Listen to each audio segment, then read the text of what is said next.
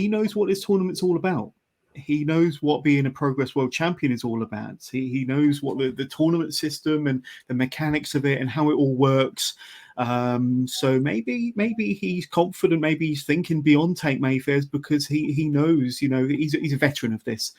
Arguably one of the best wrestlers in the whole world. But like I say, if Tate were to get lucky on any night, he'd want it to be on May the 27th, first round match against Will Ospreay. And as I mentioned, and I'll say it again, if he were to be lucky one more time against Will Ospreay and win that match, that has to set him up nicely for the rest of the year. That has to kind of propel him up to the favourite in many people's eyes. But let's just have a quick look at the brackets again, because we spoke about 8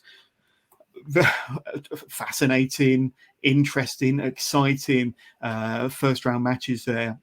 Mark Haskins versus Leon Slater. Danny Black versus Charles Crowley. The winner of those 2 matches will go on to face one another in the quarterfinals. Manlock Dries versus Shigehiro, and Rampage Brown versus Luke Jacobs. The winner of those 2 matches will go on to face one another. Then on the left-hand side, Kid Lykos versus Big Damo.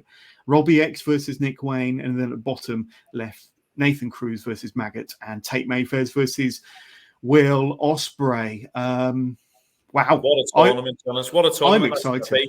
I loved last year's tournament. It was absolutely amazing. What an experience. And this year it just looks even better. The matches in this are so intriguing. You've got these wrestlers coming back to Progress who've been away for a while. You've got these guys who have established themselves this year over the course of 2022 and 2023. Since Lee and Bestie took over, these guys have, made a name for themselves. They put themselves on the map, and they're not going to be happy that these guys are coming back because, they feel like they'll say they've built this house, and then, you've got these guys coming back who've been away for a while. They've got something to prove. This is such an intriguing tournament, and it is literally Nigel McGuinness has put together 16 of the world's best, and then Simon Miller's picked it in this.